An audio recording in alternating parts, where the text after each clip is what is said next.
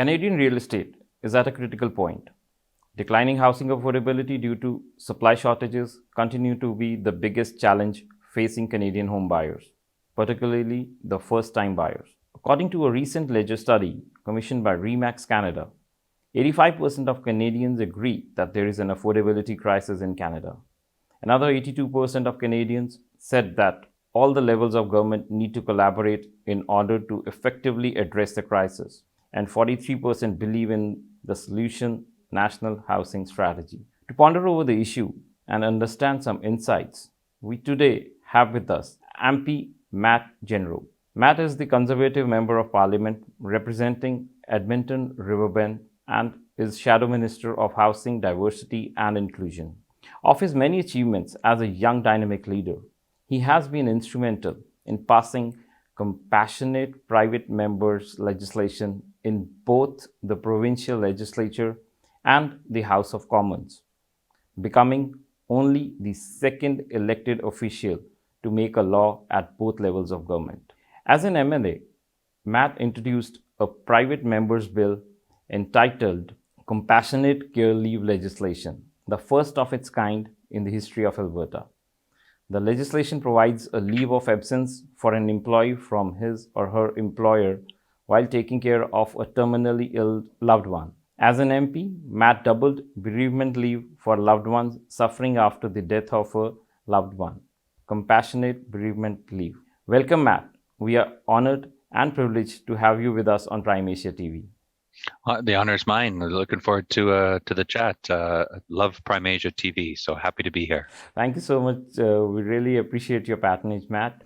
Okay, Matt. So starting on with your current portfolio which you are handling. So how do you see the current crisis in the real estate market of Canada, the second largest country in the world in terms of land size? Well, that's exactly it. We have so much land, but yet we have the properties around the country where you look at, Victoria, Vancouver, Lower Mainland, Toronto, Oakville, where the average home price is around $1 million because there isn't that level of supply. So there's no one solution to address this. The national housing strategy is a look at the national country approach, but we know that's very regionally based. The average home price in Edmonton, in my city, for example, I think is around, the latest statistics showed it around 350 to 400,000. But then you go and look at a place like Vancouver, an hour and a half flight away is 1 million. So to put in one national standard is tough because we know it's so regionally based. So it does take an all hands deck approach, and it takes all levels of government to be able to focus on this. And it's something that we're really trying to get the government to pay a lot of attention to, because it means so much to Canadian families. So what should a national strategy is there any strategy draft is in place, or what should it comprise of, if you would like to share that with our audience?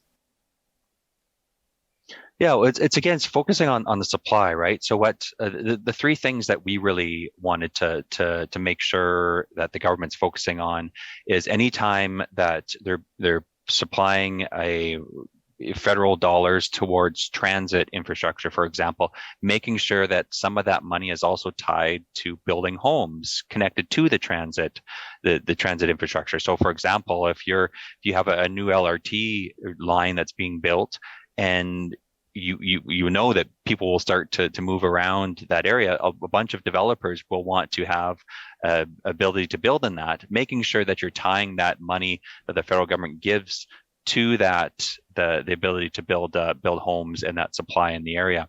Another thing is looking at foreign home buyers, making sure there's at least a short-term ban on getting. We're seeing a bunch of money flow in from Singapore where people don't necessarily live in the homes, but they're buying the homes often without even seeing them, and that's again reducing that supply. And then the third thing that we've asked the federal government to do is to look at the number of federal government land or buildings that they own right now and look at getting rid of 15% of those buildings. So, for example, there's a number of buildings that aren't being used, former post offices, for example, across the country, looking at being able to turn over some of that land to the municipality to then create more of that housing supply. Because ultimately, we're in a situation where the Scotiabank said they need 1.8 million more homes by 2025, and last year only 166,000 homes were built. So a huge difference in terms of how many homes that we can get and how many homes are needed to help reduce some of those home costs for Canadians looking to buy a home. Here I would like to also ask, like, is there something being done to take care of the red tapeism also? Because, like, we were just going through some studies. Average time taken to get a project approved right now is about 2 years. So any developer who wants to develop a project, who wants to build homes, has to undergo such a long wait time, which actually, and every year you have a target of almost 400,000 new immigrants moving into the country trying to settle in. So the demand is raising every year, and such delays are tough to face. Yeah, well, and that's a key. It's a key fact, absolutely. So when you're looking at the homes and who when they're getting approved at the municipal level, right? So at the federal level, there really hasn't been a lot of play into what happens at the municipal level, other than the ability to go and push for some of that reduction in the red tape. Because in terms of getting a home built, like take an apartment, for example, usually the developers build that on spec, where once they get about 50% of the apartment sold, then they'll start building it, knowing that then they'll get the other 50%. So sometimes you're waiting, between 3 and 5 years until you move into this apartment. Whereas, because it's waiting for that initial money to come in. So and then often people end up selling that home anyways, before they end up moving into it. So it's a lot of this red tape that hasn't been coordinated very well across the country, because it's being handled by each municipality. So at the federal level, you have that opportunity to be able to ensure that you're overseeing a lot of that and saying, hey, this is working over here in, say, a Vancouver or Lower Mainland. It could maybe also work in a place like Toronto and Oakville. Have you guys had that cooperation? So it's more about that coordination at the federal level, which is just, it hasn't been happening very well at all lately. So we're pushing for those changes to happen again, because it impacts so many Canadian families. So do we have a platform wherein, like, there's some sharing of best practices which various provinces and municipalities do with each other, and the things get replicated? Because I'm sure it's working well in some and it's not working well in others. And yeah, well, even at different countries too, Yeah. right? So we've been asking the questions about what's happening in Australia and New Zealand. They've been successful in looking at some of these multi-home units. So essentially, if you have a property in, I keep picking on Vancouver, but let's pick on Calgary. So you have a home in Calgary that you look at splitting those lots. Could you look at splitting those lots in terms of, instead of 2 lots, could you look at building up, possibly building, the 3 or 4 different units as part of it? They tried this in Vancouver in the Mount Pleasant area. It didn't work so well because a bunch of different developers got in. This would have been back, I believe it was the early 90s. A bunch of different developers got in and ended up just raising up the costs of the area. But those are some of the things that have worked in New Zealand. So if you could kind of tweak some of the rules there, then we could start following some of the leads of some of the other countries that have been more successful. Right. I'm a big believer you don't have to recreate the wheel every time if other people are doing it in a successful way. So, being able to look at those countries should really teach a lot of lessons here for us in Canada. This is another question which I have. Like, recently, the Conservatives called upon Trudeau government to stop funding a home tax study. And you also wrote a letter to Minister Ahmed Hussain about the same. Can you share some details of the study and its implication if it is brought into act with our viewers?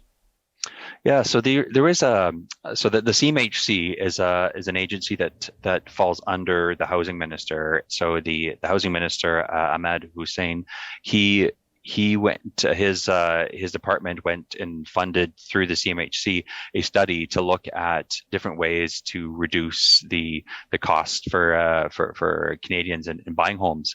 One of the suggestions came back, which was quite startling, was to add a new tax onto existing homeowners, as a solution to the housing crisis. So this was essentially every home that's valued over $1 million, which is the average house cost right now is over $700,000.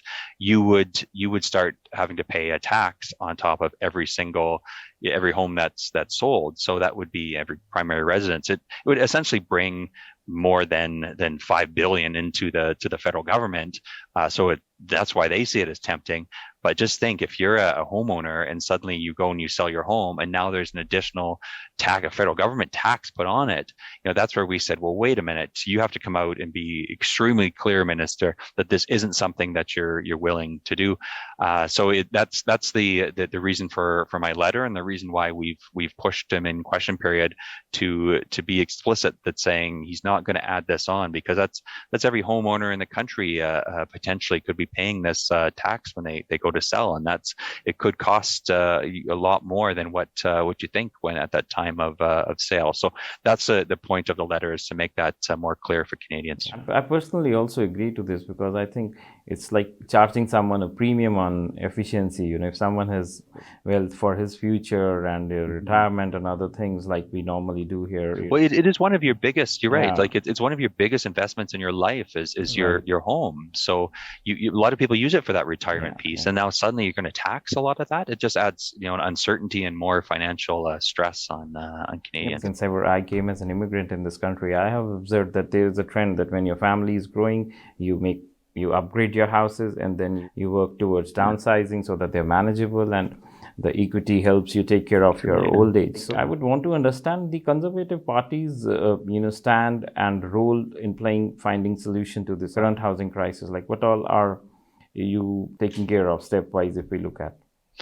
Yeah, so the three are outside of our three platform ideas, where it was banning outside home ownership, looking at the increasing supply through federal lands, and then also tying infrastructure dollars at the federal level to more supply. Those are three things that we've offered to this government, saying you could adopt these and it would help with the supply. But the thing that we're doing right now that really is I think trying to get to the root of this is understanding this at a more local and regional level. It's again, if you're in downtown Toronto, it's a way different cost to you, and in terms of what you could afford, than if you're in Edmonton, Alberta, for example. If you're in Fredericton versus if you're in Oakville, Ontario, those are massively different costs. So instead of going like this government has done and put on a national strategy and saying this is how we're looking at the country, we want it to be that more regional approach. So we're doing the work for them. We've started a housing task force, which we're out meeting with a bunch of different select groups, whether it's home builders, whether it's real estate agents, whether it's municipalities, and saying, share your ideas with us that would work in your region. Because again, if we don't have to recreate the wheel, if issues in Fredericton are similar to issues in Saskatoon, then why aren't we helping both of those in the same way? As I said, instead of putting on a big national strategy saying everybody falls under this, we want that more regional approach. So we're planning to go and launch a report at the end of June and provide these recommendations to the minister, and saying, go ahead, adopt these ideas. It's the work that we've gone and done on your behalf, because we just think this is such an important issue that's facing just so many Canadian families across the country. Since we were talking to you today, so we did some small interaction with a bunch of people who are into the real estate business, and there were a couple of pointers which came in, like you rightly said. The first one being add more housing supply, like we need to increase the inventory available for people to buy homes, and kill this supply demand crisis, which is currently the core problem. Like there are 50 people who want to buy and there are 5 who want to sell, so there are these multiple offers, and then there are problems like you don't know what other has pitched, and then at times realtors take advantage, or at end of the day the end user gets pleased. So this was one thing which majorly came out, that we need to increase the housing supply. Another point was that we need to incentivize developers. So maybe there can be some ways wherein we can find some help to these developers who are actually helping us solve the problem of housing by making them available to the citizens. Right? And the third point which came out of the survey was the red tape, which we spoke about, that how to minimize these wait times wherein emphasis are taking time to process the applications. There is this new concept which has come up when the realtors say that your offers have to be without any conditions. So that is again another problem which we want the industry watchdogs to review, that you have to see the transactions, how they're happening. Without any condition, you don't even know what's in the house. You can't even get it inspected, and you have to make an offer without checking anything. This was another thing which people are coming up with, that we need to ban something like this. Yeah, no, and those are all part of the, like, again, there's no one solution, right, in terms of fixing the housing crisis, but these are all, they play into it. And just it's ultimately the homeowner that ends up on the hook for a lot of this if we don't get this right. So for a great example is the home inspections. If you go and buy a home on sight unseen because there's just multiple offers, and you put in the offer that just so happens to be the one without inspection, and they take it, then suddenly you're on the hook with foundation issues or roof leaks or whatever. That just adds more on to the cost of what's probably already an inflated cost in a lot of ways anyway. So there's a whole bunch of different ways that we can get to make home ownership again, a dream for Canadians, because right now it's slowly slipping away, where more and more Canadians are saying, what, I just can't afford to go into this anymore. It's house prices already at this, and now you're adding all these other additional costs onto it. It just, the government needs to make sure that they're supporting Canadians in buying homes and not adding more of these issues and getting in the way of home ownership.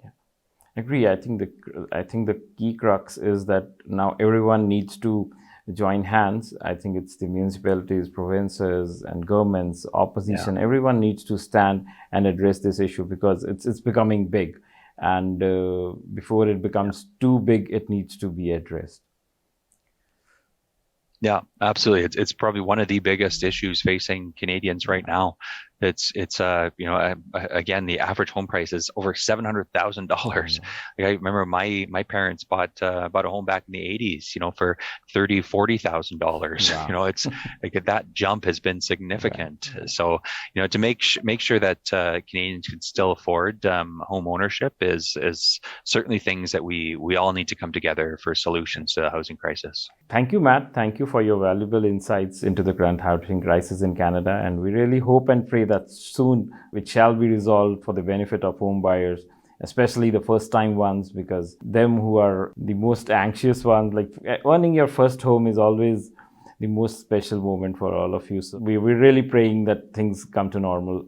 Yeah, we'll keep fighting for it, but it's no pleasure to be on. Thanks so much for having me on, and look forward to be back again soon. We look forward to have you again on our channel, Matt. Thank you so much for your time. Really appreciate it. Thank you all for watching our show. We look forward to hear back your feedback and inputs. We at Prime Asia TV are committed to seek answers to notable problems and concerns faced by Canadians, and we will keep bringing more of such informative sessions with leaders managing their respective portfolios. Till then, keep watching Prime Asia TV. ਤੁਹਾਡਾ ਆਪਣਾ ਤੁਹਾਡੇ ਲਈ